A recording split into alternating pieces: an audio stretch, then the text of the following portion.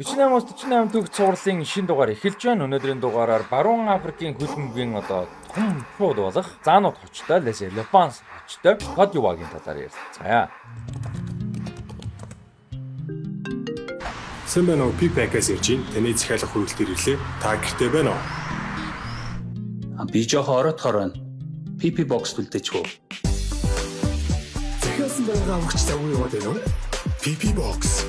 Таны шинэ 24/7 хаяг. За тэгээ мэдээж 48-48 төгс цувралын цуврал бичлэгийн маань ерөнхий үеийн тэтгэгчээр Coca-Cola. За Coca-Cola болон Freshpack, Pickpack-ийн хамт олон ажиллаж байна. За тэгээ та бүхэн маань iCoke app дээр Coca-Cola-гийн шинэ шошготой No Sugar болон энгийн Coca-Cola-гийн шошготой хувилбаруудаа худалдаж аваад за доор нь байгаа энэхүү QR кодыг харагдж байна уу? Энэ тэ QR кодыг уншуулад iCoke app дээр урамшуулалт шагналтай тэмцээнд оролцоогоорой. За тэгээ Freshpack Pickpack-ийн хамт олноор бас үйлчлүүлээрээ Pickpack-ийн хувьд бол Улаанбаатарын хотын альч булан тохойроо 8900 төгрөгөөр хамгийн хямдаар хамгийн найдвартайгаар хүргэлтээ хийх боломжтой мэдээж. За тэгээ Freshpack-аас бол сонирхолтой зүйл нь хид хідэн хүнсний зах маркетуудаас хүртэл хүргэлтүүд хийдэг болсон байгаа. Дэлхийн аваргын үеэр шүнжэнгөө тоглолт өглөөжөнгөө тоглолт үзчихэд дэлгүүр явж амжихааргүй зүйлүүд мэдээж зөндөө таарж байгаа тэгвэл хүнсний хүргэлтээ Freshpack-аар хийх боломжтой шүү.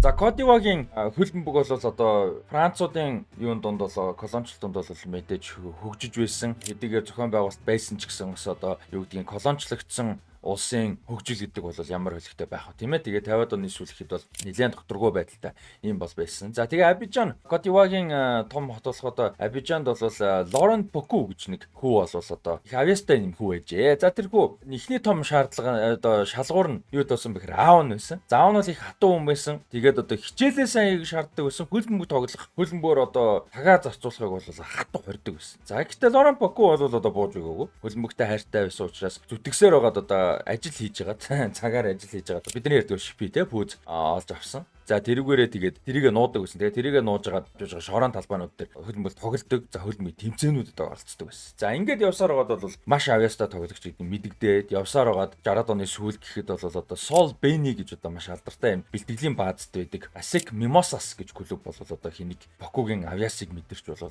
багта нэгтгэж авсан байдаг. Тэгээд сонирхолтой нь ASEC Mimosas гэж клубын өрөө үг нь философи нь бол маш сонирхолтой. Хүүхдүүд хөлбөмбөг тоглохдоо жаргалтай байх болтугай гэдэг юм ураатай философитой клуб бол байдаг юм байна. За тэр клубд бол мундаг давтлагч Eustace Mangle гэж залуутай хамт бол гаагда давталгааны хамтраас хослол болж хэсэг хугацаанд бол бужигнуулсан сүлдээ мэрэгжлийн тоглогч болсон. Côte d'Ivoire-гийн дээдлэгт 3 удаа төрүүлсэн, Côte d'Ivoire-гийн цомд 6 удаа төрүүлсэн. Ингээд бол дотоодын лигтээ гэлтгөө Баруун Африкт бол танигдж анхаарлыг татаж юм мундаг тоглогч бол болсон. За тэгээд тэр хугацаанд бол карьер нь бас тэр олон цом авч явах процесс дөнгөж эхэлж явах мундаг тоглож байгаа үедээ бол 20 настайдаа Côte d'Ivoire-гийн үндсний шгшээ огт бол дуудагдсан. За тэгээ 1966 онд болсон Этиоп улсад болсон Африк ТV-ийн аврах шалгуулт тэмцээн буюу AFCON-д бол оролцсон. За тэгээ тэр тэмцээнд бол Асмара хотод болсон одоогийн бол Эритре улсын нийслэл Асмара хотод бол гайхалтай тоглолтуудыг үзүүлсэн. За энэ тэмцээнд бол Côte d'Ivoire 3 дугаар байранд бол эзэмш орж тухайн үедээ л мундаг амжилтыг үзүүлж ирсэн. За тэгэхэд бол 6 голыг бол оруулсан. За тэгээд бүсийн болон олон улсын хэвлэл мэдээлэл хүмүүст бол аналистуудад анхаарлыг татсан хөлбөмбөг сонирхогчдын анхаарлыг татсан. Тэгээд маш хурдан бие хүчний тоглолт сайтай ийм мундаг тоглогч байсан. Тэгээд түүнийг бол Франц хэлээр L'Homme de Asmara гэж хочилсон. За тэр нь бол Асмарагийн залуу гэх юм тий. Ийм хочтой болсон. Тэр Асмара хотод гайхалтай тоглолтыг үзүүлснээр за ингээд энэс 20 жилийн дараа Судан улсад бол AFCON дахиад болсон. За тэгээ AFCON Судан улсад болохоор бол Боку бол бүр гайхалтай тоглолтыг үзүүлж 70 оны 2 сарын 10-нд Эхсэн шатанд Этиоп улстай өмнөх зохион байгуулагчид Этиопт хийсэн тоглолтод бол 6-1-ээр буулгаж авсан Côte d'Ivoire. За тэр тоглолтод 5 голыг оруулж бас ийм гайхалтай амжилтыг бол бас үзүүлж байсан. This is quite a game. It'll be a free kick. Oh, what a goal! And emotion overflows.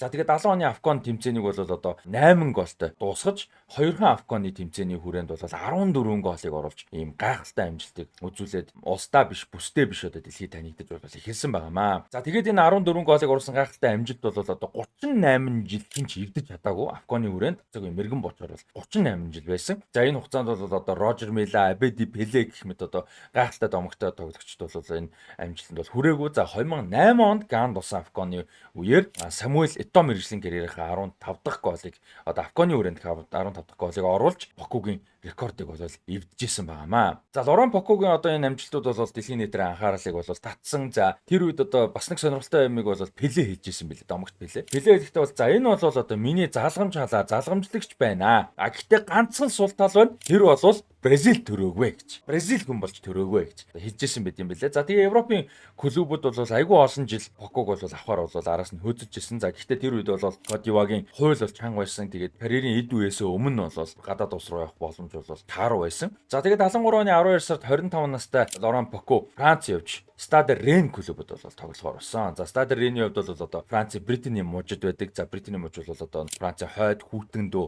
ийм газарт бол байдаг. За тэгээд тэр багт очсныхаа дараа бол одоо ийм уян хатан хурдтай ирч хүчтэй маш одоо ийм хууралт сайтай техник сайтай ийм тоглолтуудыг бол үзүүлж ирсэн. За тэгээд Stade Rennes-ийн фанатууд бол одоо Duke of Brittany гэж түүнийг бол хожиж ирсэн. За Duke of Brittany гэдэг нь бол одоо Британий бид нар мэдээ Их Британи биш одоо Британигийн Британигийн гүн гэсэн ийм бол болсон. За эхний үйлрэлтээ бол одоо 14 хүн тоглолтод 15 голыг оруулж унахаас бол одоо хамгаалж ийн багийг бол үлдээж бол чадсан байгаарэ. Францын тухайн үеийн одоо бас мундаг шүүгч Мишель Вотро гэж хүн бол нэлээд олон жилийн дараа ярьсан хөхтэй бол би Платиныг үзчихсэн, би Бекенбауерыг үзчихсэн, би Пелег үзчихсэн. За гэхдээ би Поку шүү тоглогчийг бол харж байгаагүй гэж хэлдэгсэн байгаа. За яг мэдээж одоо бид нар ингээд харахад бол хэтрүүлэгтэй ч юм өөр юм шиг боловч энэ шүүгч бол одоо юу гэдгийг зүгээр хоосон болол хэлээгүй байж таарна тийм ээ. Тэгээд одоо 76 онд одоо карьер нь яг ингээд одоо мундаг Францад тоглоод ингээд явж байгаа үед бол өвдөгний маш хүнд гэмтэл авсан. За тэгээд 70-аад онд бол одоо хүнд гэмтэл аваад тэнцэнээс эргэж ирнэ, карьер үргэлжлэх, идэх гэдэг асуудал маш өөр байсан. Спорт сайенс, спортын эрүүл мэндийн буюу спортс медикал сайенс өөрөө шинжлэх ухаан өөрөө шал өөр хэмжээнд байсан. Одоо бол бас нэг өөр хэмжээнд хүрлээ шүү дээ тий. Тоглогчдын карьерийг маш олон жилээр уртсах боломжтой болцтой. Тэр үеийн байгаагүй. Тэгээд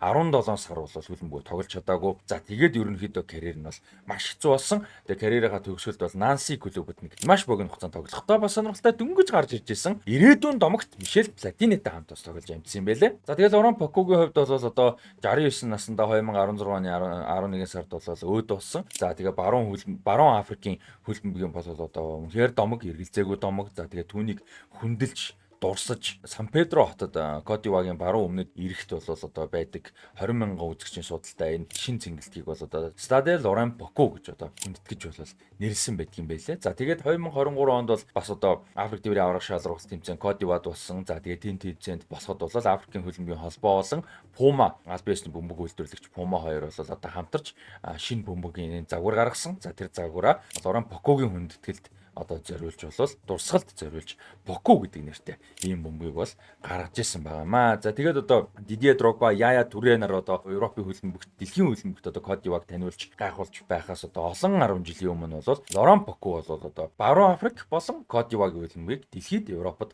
таниулж бол явж ирсэн байгаамаа.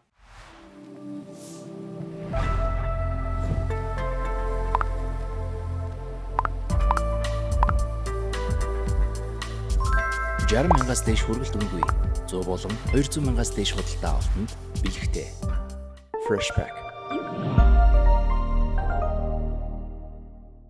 48 улс 48 түүх цуврал бичлэгийн ерөнхий мэдтгэж Pickback. Та бүхэн Монгол орон даяар байрсан 200 шиг PP боксоор хот дотор болон орон нутгийн хүргэлтэд шийдэх боломжтой. Мөн гэртээ байхгүй үед хүргэлт ирэх эсвэл хүн ямар нэгэн зүйл илгээх гэсэн боловч тэр хүн нь хэлсэн хаягнда байхгүй үед бүр эсвэл гэрийн хаягаа зааж өгөхгүйгээр хүргэлтээ авмаар байгаа үед PP боксыг ашиглан найдвартай эзүүсээ хадгалуулж болно. Мөн хоол, фрешмус, хоолны бэлтгэц, мах бөөнди зэрэг ангиллуудын бүтээгдэхүүнүүдийг нэг доороос өргөн сонголтоогоор ханаас ч хүссэн газраа энгийн болон шуурхай хүргэлтээр сонгон захиалан авах боломжтой хүргэлтийн хамгийн том дэд бүтцтэй Freshpack платформ. За энэ хүрээд Кодива улсын хөлбөмбөгтэй холбоотой дугаар өндөрлж байна. Та бүхэн сонирхолтой байсан гэж найдаж байна. Ерөнхий мэдтгэгч Freshpack болон Pickback-ийн хамт олондоо баярлалаа. Ерөнхий мэдтгэгч MCS Coca-Cola-гийн хамт олондоо баярлалаа. За тэгээд та бүхэн бас 48-48 түүх цувралын дараагийн дугааруудыг идэвхтэй үзээрэй. Баярлалаа баяртай.